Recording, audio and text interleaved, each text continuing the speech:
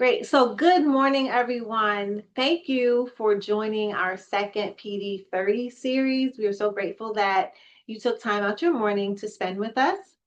And today's topic is sometimes you win, sometimes you learn, developing an attitude for growth. I am Dr. Clytrice Watson. Many of you know me, but let me reintroduce myself. I'm a professor here at Delaware State University. I've been here for almost 20 years, and I'm really excited to share the concepts with you today based on the book by John Maxwell, Sometimes You Win, Sometimes You Learn. So let's talk about losses. It could be the loss of a job, a loss of a friendship, a relationship, loss of money, loss in a business adventure, or the failure of a business adventure. Whatever it is, you have what it takes to recover from it. It's all about attitude. And today I hope to give you some pointers on how to learn from your losses. Our purpose is to explore how setbacks can become stepping stones for growth. I'm going to talk about three concepts from the book: humility, adversity, and change. So let's be honest. When you're in a losing situation, everything hurts. And you may even feel like Chicken Little and declare that the sky is falling.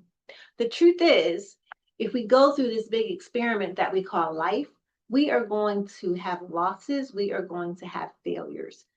It's like conducting a research project. You do the project, you do the research, you get the results. The results could be positive or negative, but you decide what you're going to do with those results or how you're going to use them. You are choosing to learn, or what are you choosing to learn? Unfortunately, when you're losing, you may find yourself being emotionally stuck, mentally defeated, and then insecurities can set in. And if you fall into that insecure mode, you can fall into that gap, or insecurity creates a gap between I should and I did. So you can fall into a series of traps. I call it the trap cycle. And these traps could be the mistake gap, afraid of doing something wrong. Well, guess what? Life is a big experiment. You're going to make mistakes. Again, what are you going to do with the lesson that you learned from those mistakes? The timing gap. It's not the right time for me to start over. It's not the right time for me to do something else. The comparison gap. Someone else can do it better than me. Stop comparing yourself to other people. You are uniquely designed to be who you are. There's the expectation trap. I thought it would be easy, but it wasn't. The fatigue trap. Let me tell you, losing can wear you out. Having a big failure is exhausting. It can wear you out mentally, it can wear you out physically. But you have to be careful not to fall into that fatigue trap, because that's going to hinder you from starting over and trying again. One that I didn't mention here was the self-image trap. Losses negatively impact how we see ourselves and how we view ourselves. And sometimes we find ourselves saying, oh, I'm such a failure. But you're not. You just had a loss, and that's a learning opportunity for you. We learn at a very young age the concept of the winner and the loser framework. If you have siblings, you may hear it in your home, especially if you grow up in a competitive household. You hear it at work because there's always some kind of competition going on, either to outperform someone else or a team performance, but there's always some hidden competition. The winner loser framework is a part of our lives, unfortunately. But what would happen if we shifted that mindset and started saying, I'm either winning or I'm learning, and take the losing component out of it? Well, it's really about the attitude. What attitude do you take in those losing situations? You don't have to be a loser, but you can take a situation and learn from it. But when you're losing, you usually have a psychological and emotional reaction to losses and failures. And that could be fear, frustration, and disappointment in yourself and in others. The pain can be both physical and emotional. But what's important is that you acknowledge the pain that you're feeling and not deny it. Women especially do this. We walk around with smiles on our faces and we pretend that everything is okay. Guess what? It's okay not to be okay. Lean on your inner circle for support. And eventually, you will realize that the sky is not falling, it's just raining a little bit. Get your umbrella and move on. The second chapter that I'm going to talk about in the book is humility. And this is one of my favorite chapters. Have you ever seen people who have a setback or a failure and they bounce back rather quickly, where some others they get stuck and they may not come back from that situation at all? Well, it's really about the attitude that the person has and how they approach their situation. Again, this chapter is my favorite chapter in the book because humility is the gateway to learning, especially if you're learning from your mistakes. The opposite of humility is pride, and pride can be the downfall and has been the downfall for many people. A person with a prideful spirit blames others and takes no accountability for their actions or their failures.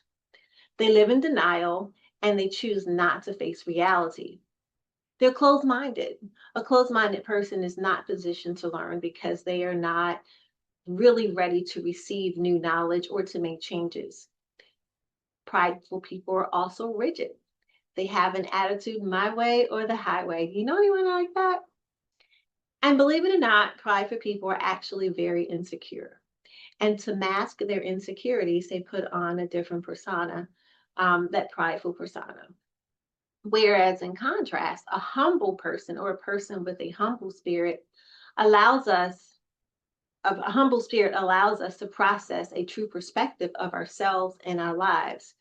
A humble person is able to learn and grow in the face of losses. Humility allows us to let go of perfection and keep trying, and we learn how to make the most out of our mistakes. So, humility is truly the gateway or the doors to growth. Pride prevents learning, whereas humility invites learning in. Humility means admitting that we don't know everything, but we can grow from others. And that's very difficult for people to admit that I don't know everything, but I'm willing to learn. Have you ever worked under a leader who emulates humility?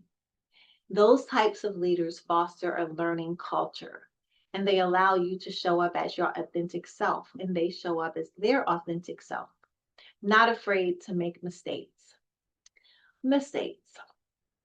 This is something that no one likes to do, but guess what? We make them every day. But did you know some of the greatest adventures were a result of mistakes? Such as penicillin, the miracle drug of the 20th century. The microwave oven was discovered by mistake, as well as the pacemaker and Play-Doh. One of my favorite things on this earth are chocolate chip cookies. Chip cookies were made by a mistake, whereas a baker decided to chop up some chunks of chocolate and put it in the cookies where they thought they would melt, but they didn't melt, hence we have chocolate chip cookies. And Coca-Cola. Coca-Cola syrup was actually a medicine used to treat coughs, and the maker decided to mix it with seltzer water, and voila, we have our favorite drink today, Coca-Cola. So mistakes are not always bad. We're definitely there for us to learn. The next chapter we're going to cover is adversity. Adversity is defined as a difficulty or a misfortune. Adversity can also be the catalyst for learning. But the thing about adversity and how we as people deal with adversity is the fact that for some people, adversities may humble us, and for others, it may harden us. Well, what does that mean? It depends on our attitude. How are we approaching the adversities that come up in our lives? And again, as we go through this big experiment of life, there are going to be adversities. But it's important to remember with the right attitude, adversities can refine us rather than define us. It's really up to how we approach these situations in our lives. When we deal with challenges, Challenges reveals our character and it stimulates creativity. Every difficulty carries a lesson if approached with the right mindset or the right attitude. A growth mindset in action is viewing a problem as practice and opportunity. So let's take a moment and pause here and just have a reflection moment. Think about the last time that you encountered an adverse situation or adversity. And just think about how you handled it. Did you approach it with grace? Did you have a good attitude? Or did you fail in how you dealt with it? Did that adverse situation build you or did it break you? Take 30 seconds. And while you're thinking, I just want to talk about and tie in what's happening today in our country and in our world. There's adversities and adversaries showing up every day.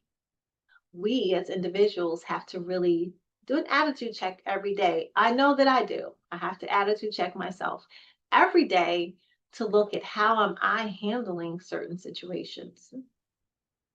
Okay, so now that everyone has thought about adversity and how you're dealing with adversity, I hope that you have been able to reflect and point out some things that maybe you could have done better, or maybe you did a great job in dealing with that adverse situation. But we can always build upon these experiences and continue to grow. Change is the price of learning. And I've been talking about learning from experiences, but what are you going to do with all of that information? You go through life, you win and you learn. You're learning, learning, learning. What are you going to do with that new knowledge? Well, if you just sit on it, it's been a useless process.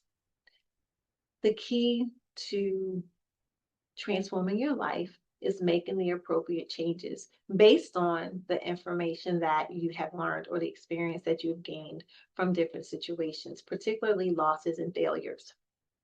But many people resist change. And why is that? When we have to change something about ourselves or our situation, it can feel very personal. And no one likes to give up a part of themselves, especially if the changes are within ourselves. Change can be very difficult and it goes against tradition. So I'm going to pause here for a second and talk about tradition and give you some concepts about that. So I've been at the university for almost 20 years. When I first started, there was a lot of transitions going on. But because I was a junior faculty member, I really wasn't concerned about all the changes. I was focused on my research and getting tenure. But once I became vested, and really immersed myself into the institution and started learning the traditions and learning how the institution really works. You know, some of the university traditions became my traditions and my way of thinking and my mindset. So when a new administration came in and there were some changes, there was some resistance. And I have to admit, there was even some resistance from me because it went against the traditions of what I had learned of the university. So that's one reason, and I think it's important to mention that why change can be so difficult. Well, how do people respond to change? Well, sometimes they don't. Sometimes folks would do the same thing and expect a different outcome. Some people will change enough to get away from the problems, but not enough to fix the problem. So the problem still exists. They just moved away from it or they adjusted just enough to deal with the problem for a short term or a shorter period of time. Some people may see change as a negative necessity, but fail to see the opportunity. And many of us do that in our lives every day. We do it at work, we do it in our personal lives, it's a negative necessity. I'm going to do what I have to do just to get by. But if we just took a moment to dig a little deeper and say, let me see what the opportunities are in this necessary change that I need to make, and how can I make it work for me? Many people change only when prompted by one of the following things. They heard enough that they have to change. They learn enough that they want to change, or they receive enough that they are able to change. Change is hard, but it is required. Gaining all of this knowledge through life and doing nothing with it, you wasted your time. You really haven't learned. But being open to learn from these lessons and make the appropriate changes in your life is definitely a win. Again, knowledge without change is meaningless. Learning often requires unlearning old habits and beliefs. That's also hard. And that's a part of traditions. I've heard people say, well, I've been this way all of my life. I just can't change. Yes, you can. It's all about your attitude. When I was 17 years old, I was a typical 17-year-old and I was attitudinal, not in a good way. But my mother once told me, your attitude determines your altitude. And I didn't understand it at 17. But fast forward about 18 years, I was working on my dissertation and I was so frustrated. And I was sitting at my kitchen table holding my newborn in my arms saying, why am I doing this? I don't believe that I'm just so stressed out. I don't know why I'm doing this. And my mother had earned her wings at this point. But I remember sitting at the table and her words echoed in my head. Your attitude determines your altitude. And it hit me. And that's the moment that I realized what she was saying. My attitude about this problem and trying to put this dissertation together and solve these research issues was really about how I was going to approach it, open my mind, be willing to learn, and let go of my old habits and my old attitudes. In the process of change, make the changes that count. Make the changes that are meaningful and impactful. Start with yourself. Stop looking at others to change and start within yourself. Stop looking to other people to change to make you happy or to make your life easier and start with you. Do so by doing an attitude check. What's your attitude? How are you approaching challenges? How are you approaching situations? How are you approaching life? Non-growing friends. If you are in a growth mindset, you need to be with like-minded people. And unfortunately, sometimes you have to prune yourself of people, places, and things and surround yourself with people who are looking forward. Live differently. And what do I mean by that? Know where you are and keep your eyes on where you're going. Think differently. Think differently about yourself. Handle other people's feelings differently. And more importantly, act differently. Unlearn what you know, especially if it's not working for you. Again, if you do the same things, you're going to get the same results. So, making appropriate changes are definitely necessary, but start within. And keep your eyes looking forward because beautiful changes will be ahead of you if you allow yourself to learn from every situation that you encounter, especially those adverse or losing situations. So far today, we've talked about losses and what they teach us. Losses teach us to stay humble. Losses teach us to embrace adversity. And losses teach us to commit to change. If we can do those three simple things, then eventually everything will be okay. Final words. Yes, we go through losses and it hurts. But one day you'll realize that everything you lose is not a loss. It's an opportunity. It's an opportunity for growth. It's an opportunity for reinvention of yourself. It's an opportunity for innovation. So everything you lose is not a loss. Some things you need to lose. Our final reflections. Do you have a spirit of learning? Has adversity made you humble or has it made you hard? Are you ready to make some changes in your life? And do you need an attitude check? I think that we all could use an attitude check every now and again. But every day, try to look at yourself in the mirror and say, hey, what can I do differently today to be better than I was yesterday? And with that, I say thank you. And in the words of my mother, your attitude determines your altitude. Thank you so much. And we have about 10 minutes for any discussion.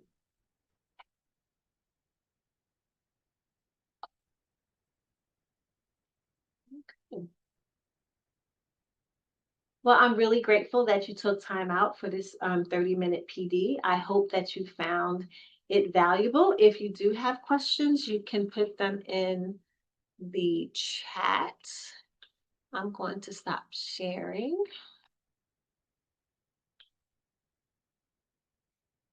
Let me see something in the chat. Let me put my glasses. Oh, there's a reminder. Please don't forget to complete the CTL exit ticket and receive your professional development credit for today's workshop.